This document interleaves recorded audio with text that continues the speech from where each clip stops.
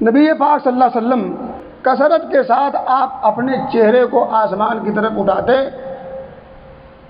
اور ساتھ ہی ساتھ اللہ رب العزت سے دعائیں بھی کرتے تھے، اللہ کے حکم کا انتظار کرتے تھے۔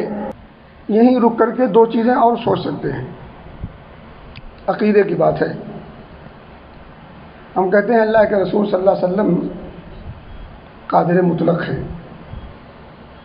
سب کچھ آپ کے ہاتھ میں ہے، تو یہ 16 مہینے انتظار کیوں کر رہے تھے؟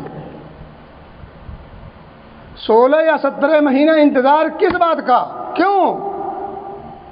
جب سب کچھ آپ کے مٹھی میں ہے، آپ کے اختیار میں ہے، آپ مختار کل ہیں، نعوذ باللہ نقل کفر نباشت، اگر آپ مختار کل ہیں تو پھر 17 یا 16 مہینہ انتظار کیوں؟ کبھی سوچیں، قرآن میں سب قد نرا تقلب وجهك فی السماء۔ دوسری چیز یہیں آپ اور سوچ سکتے ہیں کہ میں آپ کی طرف متوجہ ہوں، کیوں؟ کیونکہ آپ میرے سامنے ہیں، میرے دائیں اور بائیں ہیں۔ آپ اگر میرے سامنے نہ ہوتے تو میں ادھر متوجہ نہ ہوتا، آپ اگر صرف بائیں ہوتے تو میں صرف بائیں دیکھتا، آپ صرف دائیں ہوتے تو میں صرف دائیں دیکھتا، لیکن آپ سامنے بھی ہیں، دائیں بھی ہیں، بائیں بھی ہیں، تو میری نگاہیں دائیں بھی ہے، بائیں بھی ہے، سامنے بھی ہے۔ نبی مکرم صلی اللہ علیہ وسلم آسمانوں کی طرف نگاہ اٹھا رہے ہیں، کیوں؟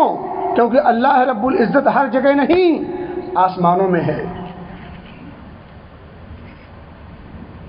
ورنہ آسمان کی طرف نگاہیں اٹھانے کی ضرورت کیوں؟ اور کم سے کم کبھی نگاہیں نیچی کر کے، کبھی دائیں کر کے، کبھی بائیں کر کے، کبھی ادھر کبھی ادھر کر کے، لیکن نہیں، قرآن کہتا قد نرا تقلب وجهك فی السماء فلنولینک قبلۃ ترضاها۔ میرے بھائی، میں کہہ رہا تھا 16 یا 17 مہینے تک کی ایک لمبی مدت کے انتظار کے بعد اللہ رب العزت نے حکم نازل کر دیا کہ ٹھیک ہے، فولوا وجوہکم شطر المسجد الحرام وحیثما کنتم فولوا وجوہکم شطرہ۔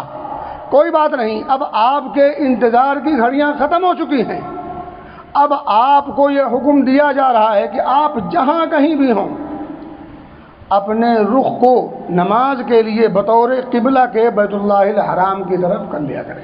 فولوا وجوہکم شطر المسجد الحرام وحیثما کنتم فولوا وجوہکم شطرہ۔